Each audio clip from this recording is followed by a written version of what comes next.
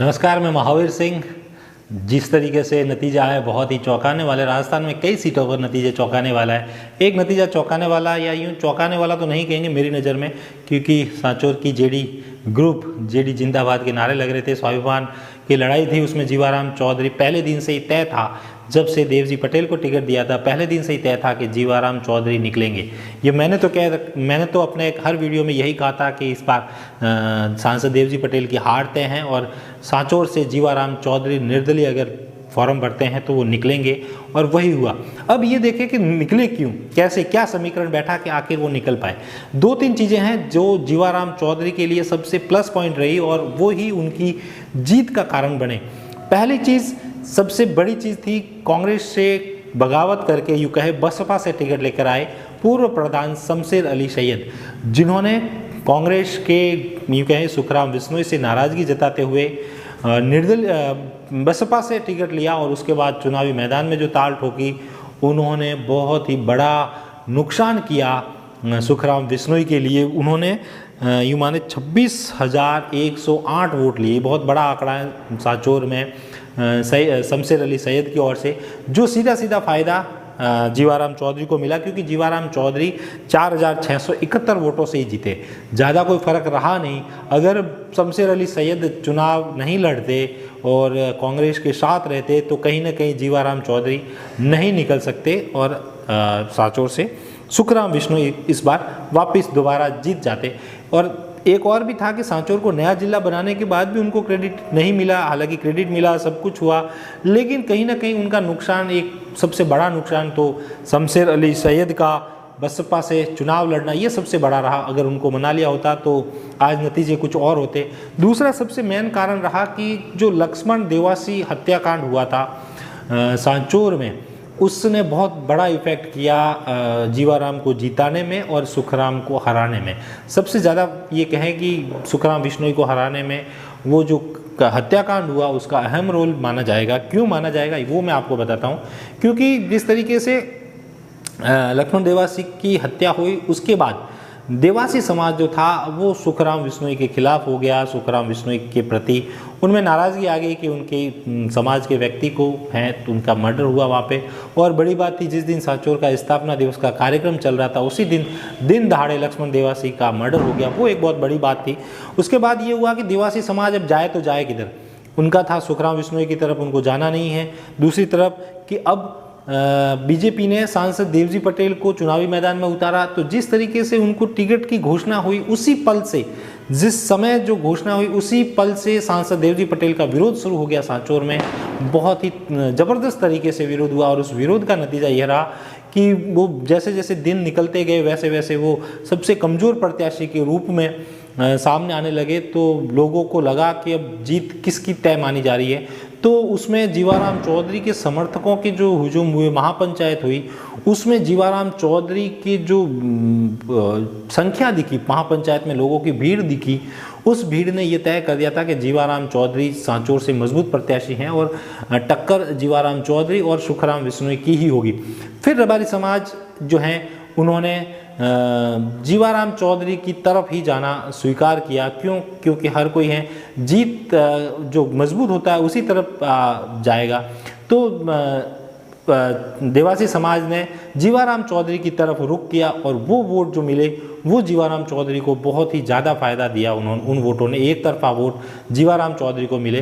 दूसरी तरफ रानीवाड़ा से जो चौधरी समाज के वोट थे, वो इस बार जो रतन देवासी की जो बढ़त है, उस बढ़त में कहीं ना कहीं वो रतन देवासी के साथ रहे।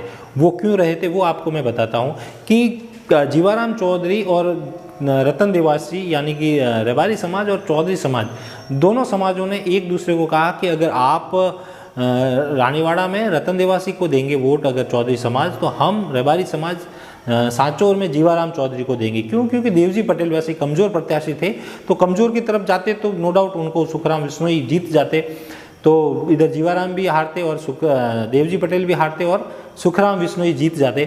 तो यही था कि जो मजबूत हैं, जो दमदार हैं, उसी के साथ जाए। और रबारी समाज जीवाराम चौधरी के साथ आया और चौधरी समाज रानीवाड़ा का इस बार नारायण सिंह जी से पूरी तरीके से वो खिलाफ रहा और रतन देवासी को उन्होंने वोट दिए। यही समीकरण रहा कि सांचौर में जीवाराम चौधरी निकल पाए और रानीवाड़ा में रतन देवासी।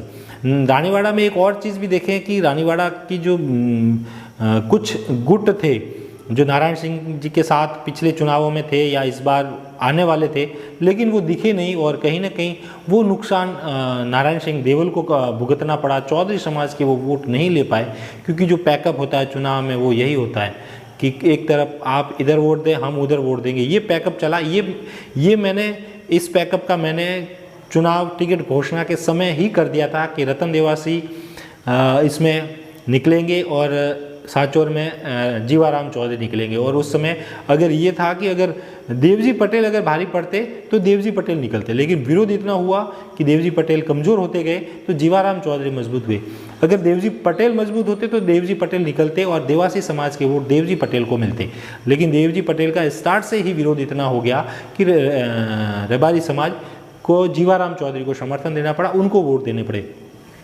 तो ये देखें कि सांचौर में जो बड़ी राजनीति हुई है ये बहुत बड़ी राजनीति थी। और सबसे बड़ा उलटफेर कहें, यूँ कहें कि मोदी की लहर में जो पूरे जोधपुर संभाग से एक एमएलए जीत के आया था सुखराम बिश्नोई कांग्रेस से, जिसने या तो अशोक गहलोत जीते थे या फिर सुखराम बिश्नोई, उस लहर के बाद उस लहर में भी, मोदी लहर में भी वो जीत हासिल कर पाए थे। तो इस बार तो सांचौर को जिला बनाया था और ज़िले की जो है वो बहुत बड़ी सौगात दी थी मुख्यमंत्री ने। जिस तरीके से सुखराम बिश्नोई को एक सौगात दी थी, उसके बाद उद्घाटन हुआ, बहुत बड़ा तामझाम हुआ।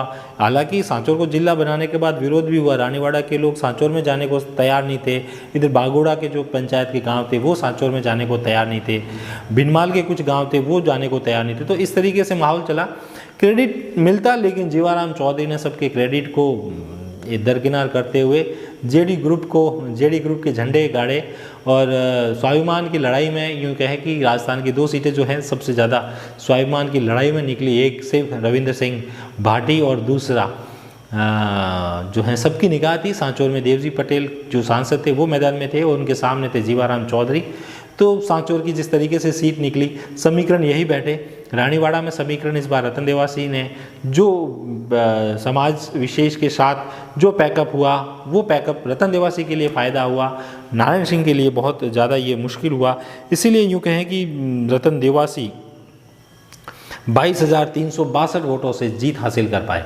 यह बहुत बड़ा वोटों का अंतर रहा नारायण सिंह देवल और रतन देवासी में। जिस तरीके से मैंने आपको बताया, बस यही पैकअप बैठा, बाकी इसके रानीवाड़ा में यही पैकअप था। इसके अलावा रतन देवासी की जीत और नारायण सिंह की हार के कोई बड़ा कारण नहीं है। ओनली फॉर यही था सांचौर में रेवाड़ी समाज जीवाराम चौधरी के साथ चला गया और जीवाराम चौधरी के कहने पर या चौधरी समाज के पैकअप में रतन देवासी को समर्थन दिया और रतन देवासी को वोट दिए।